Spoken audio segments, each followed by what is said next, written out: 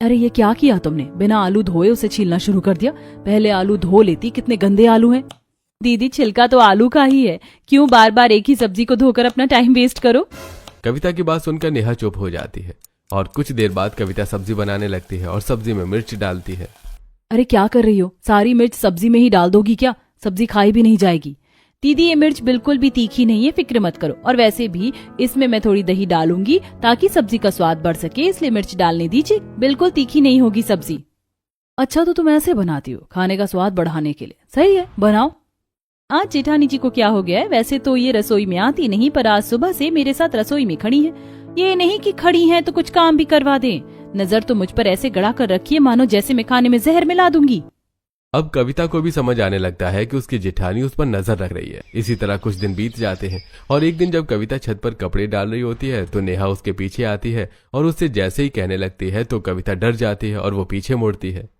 कैसे काम कर रही हो तुम, कपड़े उल्टे करके डालो वरना सारे कपड़ों का रंग उड़ जाएगा। दीदी मुझे कपड़े डालने तो दो, अभी तो मैंने बाल्टी से कपड़े निकाले ही हैं। मैं उल्टे करके ही कपड़े डालती हूँ, मुझे भी पता है कपड़े कैसे डाले जाते हैं।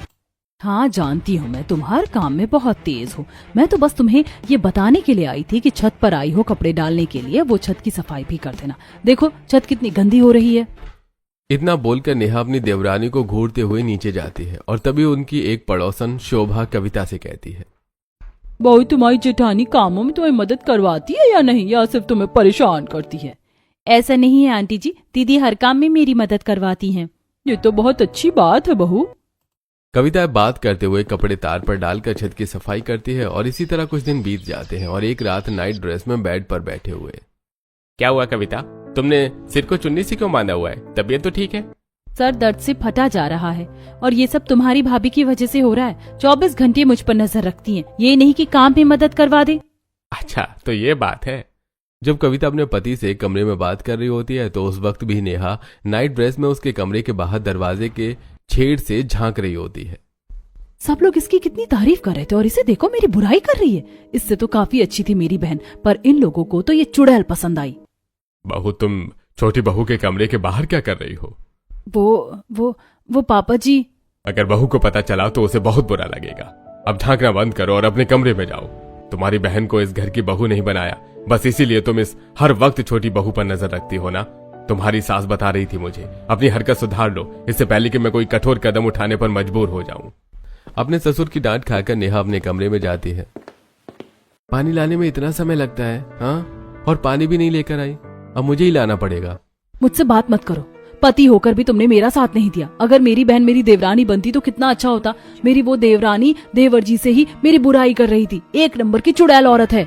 अपने पति से लड़कर नेहा मुंह बनाकर सो जाती है। इसी तरह कुछ दिन बीत जाते हैं और हर वक्त जब नेहा कविता पर नजर रखती है तो बेचारी कविता अपनी जेठानी से परेशान होने लगती है। ऐसे ही एक दिन कविता झाड़ू लगा रही होती है तो नेहा उसके साथ साथ चलती है। अरे क्या कर रही हो, सोफे के नीचे से तो तुमने झाड़ू लिया ही नहीं, अच्छे से झाड़ू लगाओ, देखो उधर धूल जमी है। दीदी सच सच बताना, आप मुझ पर नजर रखती है ना? मैं क्यों तुम पर नजर रखूंगी? भाभी क्या आप हर वक्त घर के कामों में लगी रहती हो? मेरे साथ चलो मेरे कमरे में। काजल अपनी भाभी का हाथ खींचकर उसे अपने कमरे में ले जाती है। अब नेहा भी अपनी देवरानी का पीछा करती है और कमरे के बाहर खड़ी होकर दीवार में कान लगाकर सुनती है। हो ना हो दोनों मेरी ही बुराई कर रहे होंगे, पर बात क्या कर रहे हैं कुछ सुना ही नहीं दे रहा।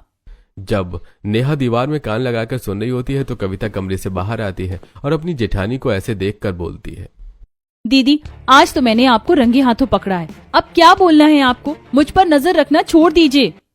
कविता अपनी जेठानी को सुनाकर चली जाती है। इसी तरह कुछ दिन बीत जाते हैं और एक दिन कविता और नेहा अपने पूरे परिवार के साथ शॉपिंग करने के लिए जाती है। मुझे यहाँ की साड़ी अच्छी लग रही है, मैं यहीं से साड़ी लूंगी। दीदी आप दूसरी साइड में जाओ। मुझे भी कोई शौक नहीं है तुम्हारे साथ साड़ी लेने का, वैसे भी दूसरी साइड ज्यादा अच्छी साड़ी लगी है। मैडम पूरी दुकान हमारी है, इस तरफ से लो या उस तरफ से। अब दोनों ही बहू एक ही दुकान में दो तरफ खड़ी होकर साड़ी पसंद करने लगती हैं। जहां कविता अपनी पसंद की साड़ी देख रही होती है तो वहीं अब भी नेहा मुड़ के देवरानी को देखती है। इसके हाथ में जो साड़ी है वो कितनी अच्छी लग रही है ना सिर्फ ये सुंदर है बल्कि अच्छा खाना बनाना भी जानती है और इसकी पसंद भी कितनी अच्छी है। घर वाले सही तारीफ करते हैं इसकी। मैं भी इसकी तरह लूंगी साड़ी ताकि किसी भी फंक्शन पर पहन सकूं। अरे बहू बार बार पीछे मुड़कर क्या देख रही है तू? इधर देख, माँ जी मैंने साड़ी पसंद कर ली है, भैया ऊपर से जो 3rd नंबर पर साड़ी है वो दे दो। नेहा अपनी देवरानी की जैसी साड़ी ले लेती है। कुछ देर में सब घर आते हैं और दोनों बहू की साड़ी वो देखकर, अरे क्या बात है, दोनों बहू की साड़ी अच्छी लग रही है। अब तो बड़ी बहू की भी पसंद बदल गई है। मेरे दोस्त के रिटायरमेंट फंक्शन में तुम दोनों यही पहनना। दीदी ने वही साड़ी पसंद करी है जो मेरे हाथ में थी। इससे साफ जाहिर है कि दीदी 24 घंटे मुझ पर नजर रखती है, पर क्यों? कविता का शक यकीन में बदल जाता है और अब वो परेशान रहने लगती है। इसी तरह कुछ दिन बीत जाते हैं और एक दिन जब कविता बाजार में सब्जी लेने के लिए जाती है तो उसकी मुलाकात उसके दोस्त सपना से होती है। अरे कविता, तू? मैंने तो सोचा ही नहीं था कि इस तरह शादी के बाद हम दोनों दोस्त कभी बाजार में मिल पाएंगे। विश्वास तो मुझे भी नहीं हो रहा। वैसे तू ठीक तो है ना? अरे मैं तो बिल्कुल ठीक हूँ और मेरे ससुराल में भी सब बहुत अच्छे हैं, खासकर मेरी जेठानी। वैसे तेरे ससुराल वाले तो अच्छे हैं? हाँ सब अच्छे, बस मेरी जेठानी को छोड़कर 24 घंटे मुझ पर नजर रखती है। कभी कभी तो मुझे वो पागल लगती है, घूरती ऐसे हैं जैसे मैं कोई क्रिमिनल हूँ। डर लगने लगा है मुझे उनकी नजरों से। जब कविता अपनी जेठानी के बारे में सपना को बता रही होती है तो नेहा अचानक से उसके पास आ जाती है और उसके हाथों से सब्जी का थैला लेते हुए उससे कहती है, अगर मेरी बुराई कर ली हो तो घर चले।